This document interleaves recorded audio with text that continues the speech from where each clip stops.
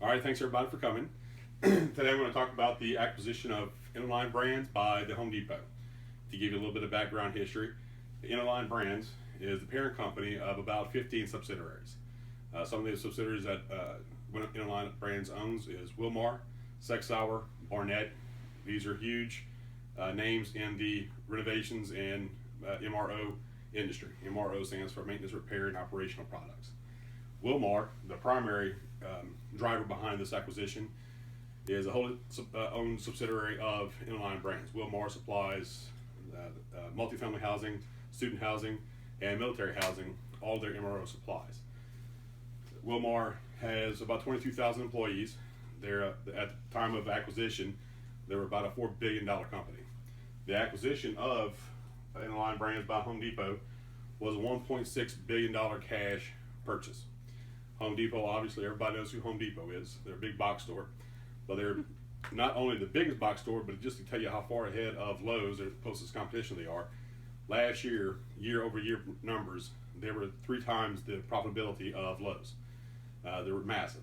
And to tell you that they bought Interline Brands for $1.6 billion in cash, there was no stocks, there was no finance, it was 100% cash purchase. Like I said, THD paid $1.6 billion for the Interline brand. The exact details are blurry, but it appears THD, the Home Depot, will not be doing the layoffs, will not be letting any managers go. They're going to keep the 2 different corporate offices open. So THD is going to continue to operate out of Atlanta, and Interline brand is going to continue to operate out of Jacksonville.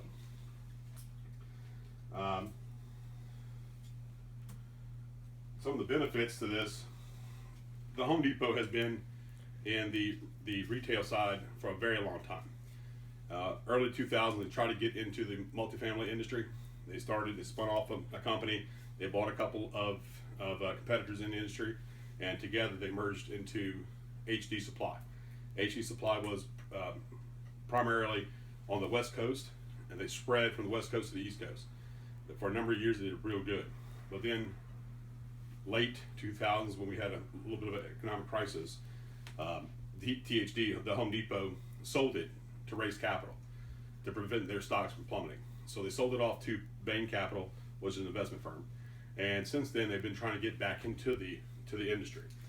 With this, they gain the logistics supply chain that Wilmar has implemented and had perfected over the last 50 some odd years.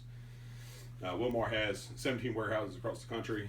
They have tried and true processes set in place for delivery and for acquisition on the other side too.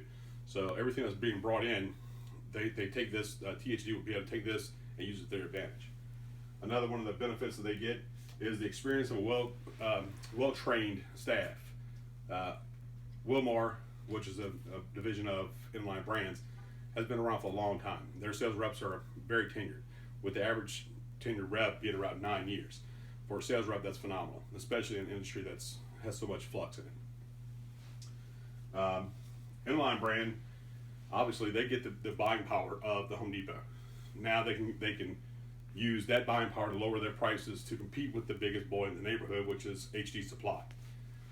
Additionally, they get access to all of THD's private label products, which is DeWalt, Makita, and many others, Glacier Bay in the plumbing and electrical side of it. Interline Brands also gets the ability to offer THD services to their clientele. So if a Wilmar rep or a Barnett rep, sales rep, is operating in a far-reaching area, that rep now has access to the Home Depot store. So the customer base now has the ability to shop at Home Depot, but get billed by the Interline Brands private label. The Interline Brands subsidiary. There are negatives to this, in my opinion anyway. Some of the negatives are the commitment by the THD to not have layoffs and not merge corporate offices as of right now anyway. So now you have 2 massive corporate offices, one in Jacksonville for Interline Brands, one in Atlanta. That's 2 huge offices that you have to pay rent, you have to pay insurance, you have to pay all those salaries. You have 2 AR departments, you have 2 accounting departments, 2 management teams, and that brings me to my next negative. You have 2 completely different management teams. THD is going to do what's best for THD. Inline Brands is going to do what's best for Inline Brands.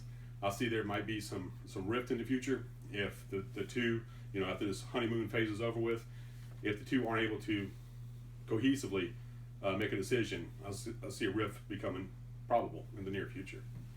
Also, THD has, like I said, has gone down this road before. Now this is little bit different. The first time they went into multifamily, it was organically grown. So they spun off the company through acquisitions. They brought in more clientele, more resources, and they spread across from the east to the west. I'm sorry, from the west to the east. Now they bought the entire system in place. So everything, supply chain, the logistics, the sales reps, the management teams, everything's in place. But being that they've already done this before and had to settle for capital, it does cause some apprehension in the industry. Obviously, for Inline Brand, I apologize, we had a little bit of a technical glitch. As I was saying, the biggest downside for Inline Brands is obviously they lose the autonomy. No longer is it their decision to how they're going to drive product, how they're going to drive sales, how they're going to drive budget or margin or anything. Now it all ultimately, those decisions belong to the Home Depot. And that concludes the presentation. Any questions? Nope. No, sir. All right. Thank you.